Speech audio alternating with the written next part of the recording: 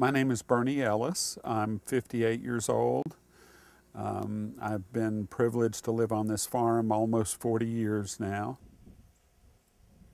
From 1987 to 1990, I helped set up and run the state AIDS program in Tennessee and began to meet people who at the time were very sick. By that time, I was using cannabis myself to deal with some of the pain of degenerative joint disease in my hips and spine. And I decided that if I was going to grow cannabis for my own use, if anyone else needed it that approached me, I would do everything I could to make it available to them.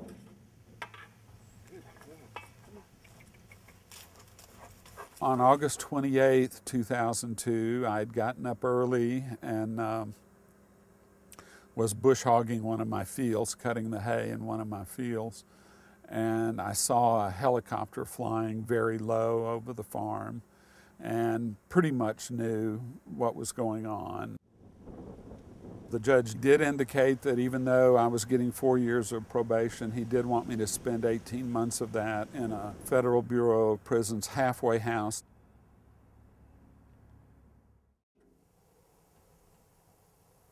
I still am completely unaware of whether my home for 4 decades will remain my home or whether the federal government will seize a 187-acre farm for 7 pounds a pot. That fact is a living nightmare.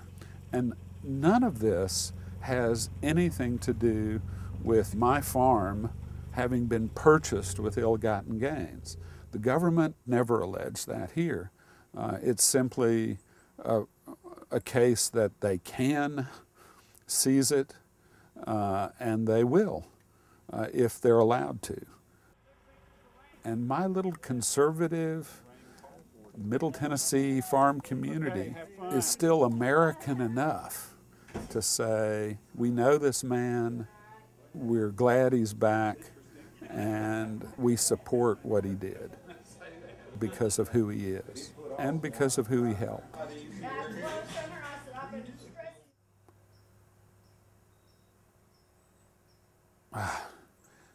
I'll tell you, the more I think about all of this, the more all I can do is just shake my head and wonder how on earth have we gotten to this point.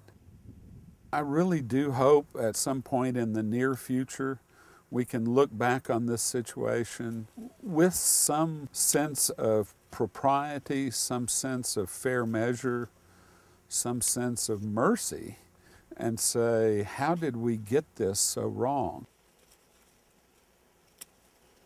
I fully admitted and accepted punishment for providing cannabis free of charge to 4 terminally ill people dying of cancer and AIDS.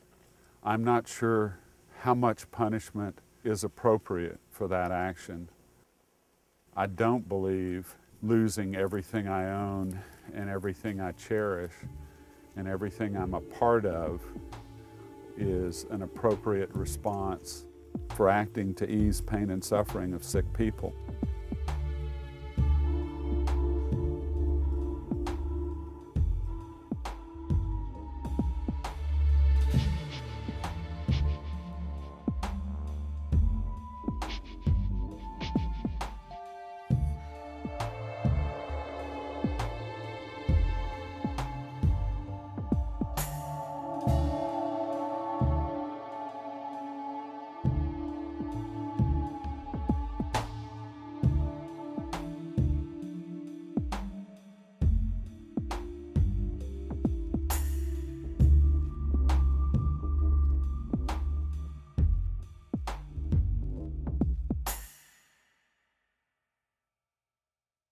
I was a patient back in 2000. After I got in an accident, I went and I spoke with my doctor, and he informed me that I would be a proper subject for medical marijuana and that it would do me some relief as far as my pain.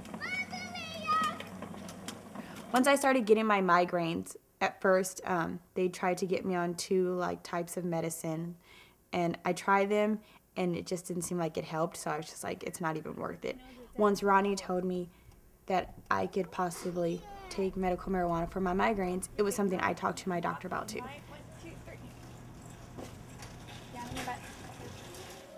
I have an entrepreneur background, but the biggest reason that I opened the dispensary was because of the necessity in this county. I found out that there were several patients, including myself, that needed access to this, but there wasn't any access available. Once the city found out, they started to fight us. But we just tried to keep operating, keep doing everything up to code as possible. We hadn't been in any trouble, we hadn't had any sort of action from police or anything. And then they came to our home first about 5:30 in the morning. It was about 12, 15 cops in SWAT uniforms with shotguns to our faces telling us to get on the ground. Once I later was brought back into the house, and then I heard a lady come through the door and I heard someone say, "That's CPS." And I remember I turned to my mom and I was like, "CPS is here." And my mom was like, "Who is that?" And I was like, "It's Child Protective Services." I'm like, "They're gonna take my kids." And I'm sorry.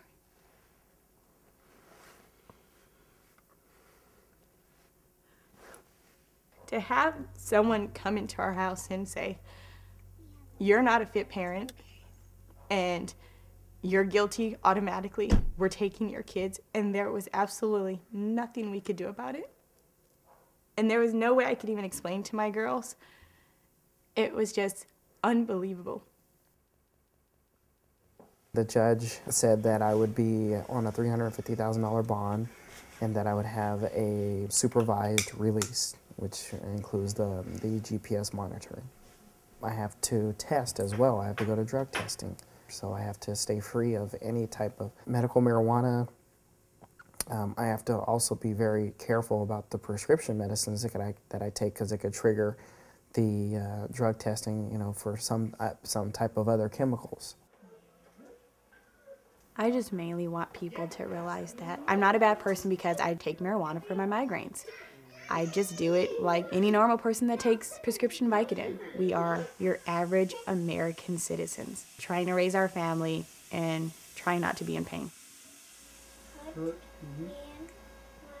For a government that wants strong family values in every household, for them to penalize us because we were obeying our state law of legally operating a dispensary and legally being a medical marijuana patient, to penalize us as far as taking our kids away is absolutely against what they preach to everyone.